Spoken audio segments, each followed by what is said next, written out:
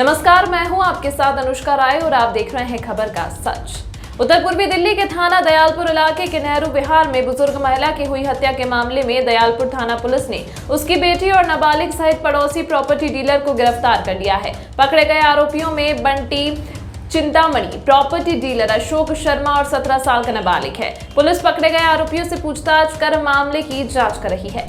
उत्तर पूर्वी जिला DCP doctor Joy Tirkey ने बताया कि बुजुर्ग महिला की कैंची और भारी लोहे की रॉड से हमला कर हत्या कर दी गई थी।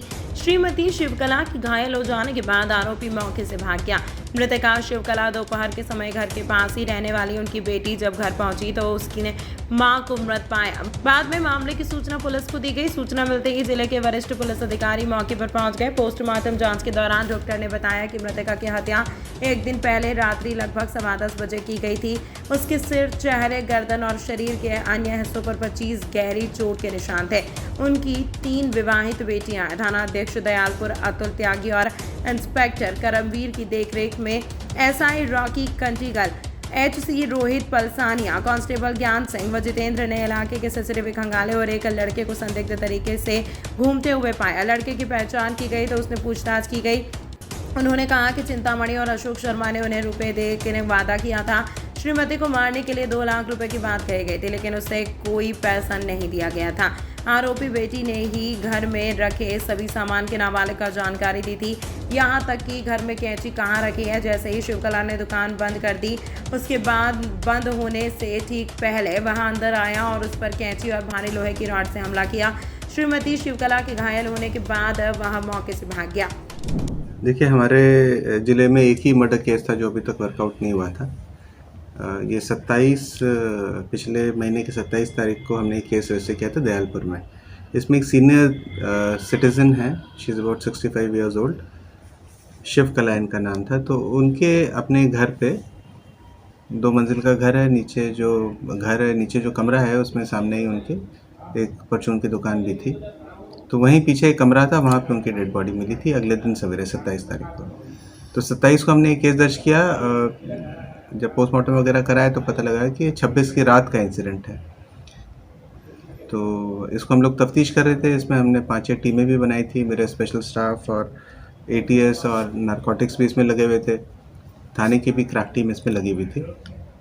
तो इसमें जब हम लोग इलाके के सारे सीसीटीवी छान रहे थे तो उसमें हमें एक सस्पिशियस सा घूमता हुआ एक लड़का नज़र आया, जो कुछ देर वहाँ टहल रहा था पहले से भी, और फिर इंसिडेंट के तुरंत बाद मौके से हमें भागता हुआ दिखता है। तो उस लड़के को आइडेंटिफाई करना हमारे लिए थोड़ा सा मुश्किल हो गया था। फिर फाइनली जब उस लड़के को हमने आइडेंटिफाई किया तो वो एक 17 साल का लड़का है, और उसने तफ्तीश के दौरान बताया कि जो ये लेडी है शिवकला, इनकी 3 बेटियाँ हैं। तो जो सबसे छोटी बेटी है चिंतामणि है उसका नाम, तो वो 4-5 घर छोड़ के किराए पे रहती है।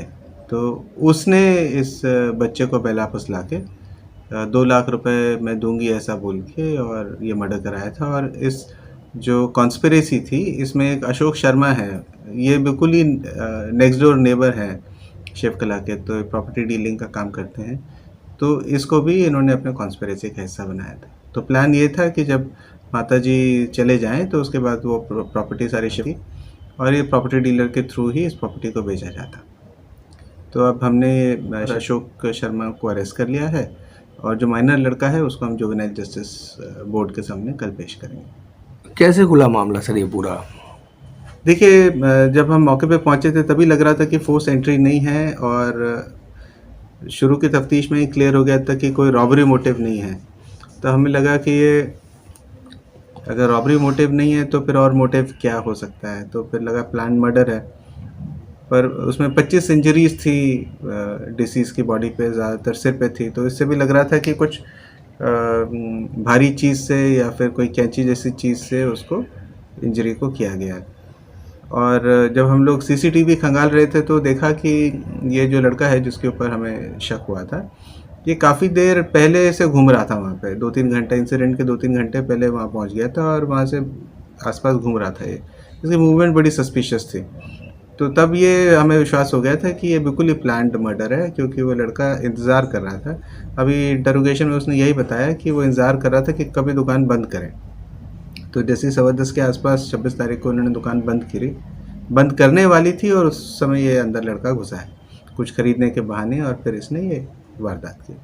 क्या इससे बरामद हुआ है कोई वेपन क्या? अभी तफ्तीश कर रहे हैं वो अभी एस्पेक्ट बाकी है।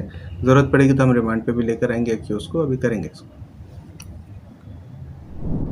कलयुगी बेटी ने ही कराई थी प्रॉपर्टी के लिए अपनी ही मां की निर्मम हत्या। चिंतामणि अपनी मां शिवकला से कुछ मकानों की दूरी पर किराए पर रहती है। आरोपी बेटी काफी आर्थिक तंगी का सामना करना पड़ रहा था। वह पिछले 13 साल से शादीशुदा है। उसका पति एक दर्जी है। उसकी 11 साल की बेटी और 7 साल का बेटा है। उसने सोचा कि अगर वह अपनी बूढ़ी मां को खत्म कर सकती है तो वह अपनी मां के घर जा सकती है। अपनी मां को खत्म करने के बाद उसने अशोक शर्मा प्रॉपर्टी डीलर के माध्यम से घर बेचने और बेहतर आवास में रहने की योजना बनाई। उन्होंने इस मामले पर अशोक शर्मा से चर्चा की, जो इस योजना पर सहमत हो गए क्योंकि जब वह घर बेचेंगे तो उन्हें कुछ पैसे मिलेंगे। साथ में उन्होंने नाबालिग लड़के को तैयार किया जो पास की दुकान में मोटरसाइकिल मैकेनिक के रूप में काम करता था और उसे रुपए देने का वादा करके बहाला फुसलाया। 2 लाख उन्होंने उसे चेतावनी दी थी कि वह योजना किसी को न बताएं। नाबालिग लड़के की साप्ताहिक छुट्टी थी, मंगलवार की थी। शाम को हत्या की योजना बनाई और उसे अंजाम दिया गया। बेटी चिंतामणि और पड़ोसी अशोक शर्मा को गिरफ्तार कर लिया गया है। नाबालिग लड़के को किशोर न्याय बोर्ड के समक्ष पेश किया जाएगा।